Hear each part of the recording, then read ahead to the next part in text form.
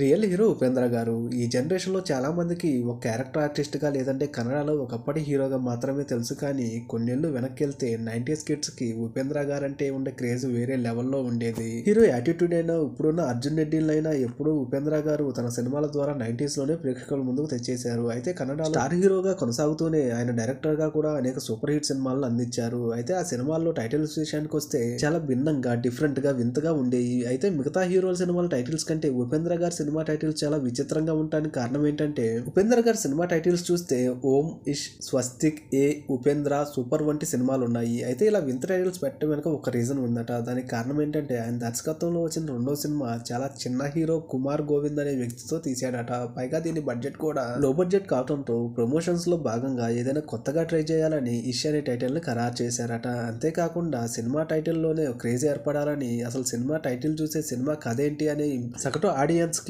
ఒక impact create చేయాలని, దాని ద్వారా అయినా థియేటర్స్ కి ప్రేక్షకులు వస్తారనేది ఉపేంద్ర గారి నమ్మకం అట. అయితే దీనిలో భాగంగానే ఉపేంద్ర గారి కొత్త సినిమా రాబోతున్న దానికి యుఐ అనే సినిమా టైటిల్ ని ఖరారు చేశారు. అయితే ఈ సినిమాకి సంబంధించి ట్రైలర్ కూడా విడుదలైంది. కానీ కేవలం టైటిల్ యానిమేషన్ తప్ప ఈ టీజర్ లో ఏమీ ఉండదు. విజువల్స్ లేకుండా టీజర్ ని వదిలి స్టోరీని మనల్ని ఊహించుకోమని ఇండైరెక్ట్ గా చెప్పేశారు. అయితే ఏది ఏమైనా ఉపేంద్ర గారు ఆలోచించే విధానం ఇతర డైరెక్టర్లతో హీరోస్ తో పోలిస్తే చాలా వ్యత్యాసంగా ఉంటారని, ఏదేమైనా రియల్ స్టార్ ఉపేంద్ర గారు యుఐ మూవీతో మరోసారి సాలిడ్ కంబ్యాక్ ఇస్తారని ఆయన ఫ్యాన్స్ అందరూ ఎంతగానో ఎదురు చూస్తున్నారు.